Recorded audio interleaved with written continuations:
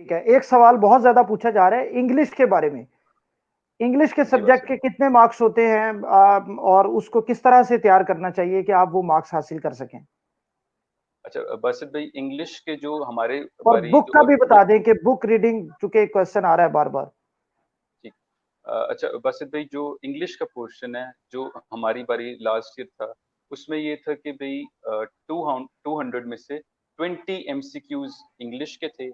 हर MCQ का 1 mark था, तो लिहाजा इंग्लिश का जो पोर्शन है उसके 20 MCQs थे। अब हमारे से पहले जितने भी MD कैट के पेपर्स हुए हैं, तो उसमें जो एक बड़ा इशू होता था, एक बड़ा जो चैलेंजिंग जो पार्ट होता था, वो ये होता था कि जो आपको वर्ड्स UHS देता है ना, उसके आपने सिनोनिम्स बताने होते थे, उनकी आपको मीनिंग बतानी होती थी कि एक वर्ड उसने आपको दे दिए, उसकी 4 उसने ऑप्शंस देते हैं कि इसका आंसर ये है, इसका आंसर ये है, ये है या ये है। तो वो बड़ा डिफिकल्ट होता था, उसके लिए बच्चों को रट्टा भी लगाना पड़ता था, और उस वक्त बड़ी टेंशन होती थी, बहुत बच्चे मार्क्स भी लूज करते थे। तो हमारी बार उन्होंने क्या किया कि उन्होंने इस चीज को चेंज कर दिया। उन्होंने यूं किया है कि इंस्टेड ऑफ सिनोनिम्स या एंटोनिम्स पूछने के, उन्होंने हमें कर दिया कि आपको वर्ड का मीनिंग पता होना चाहिए। जो 220 के अराउंड वर्ड्स हैं, उनका मीनिंग पता होना चाहिए। तो इसके लिए, चूंकि मुझे तो नहीं आइडिया था कि हमारे पेपर का पैटर्न क्या है, तो इस वजह से मैं तो उस वाले से नहीं कर सका, लेकिन जितने भी बच्चों जिन्होंने देना है अब आगे जाके, तो उनको मैं सजेस्ट ये करूंगा कि किसी भी एकेडमी की, ख्वाह वो किप्स है या वो स्टार है या वो स्टेप है, कोई भी एकेडमी, उनकी वोकेबलरी की बुक होती है। अब वो वोकेबलरी की बुक आपको हार्ड कॉपी में भी मिल सकती है, आपको ऑनलाइन भी मिल सकती है।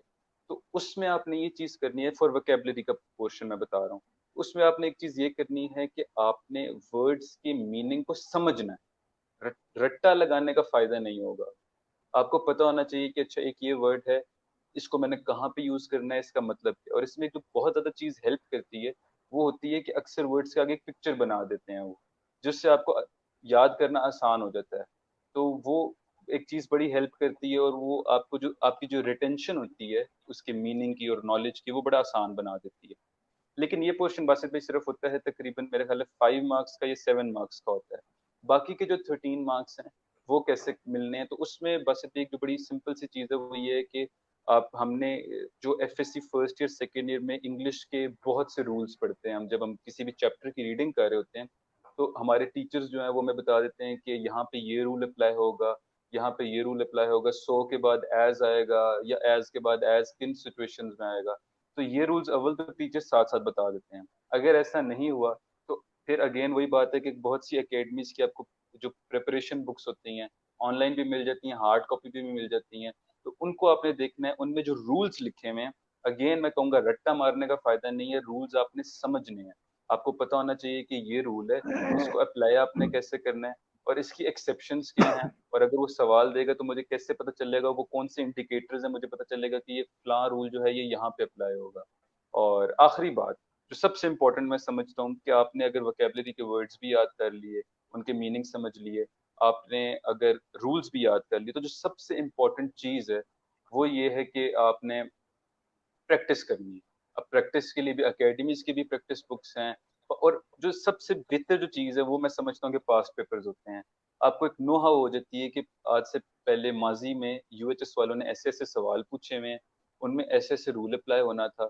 लेकिन ये अल्टीमेट स्टेज के लिए होती है। अभी तो मैं ये सजेस्ट करता हूँ कि अगर आपने एक दफ़ा रूल्स समझे हैं, तो आप प्रैक्टिस बुक्स करें।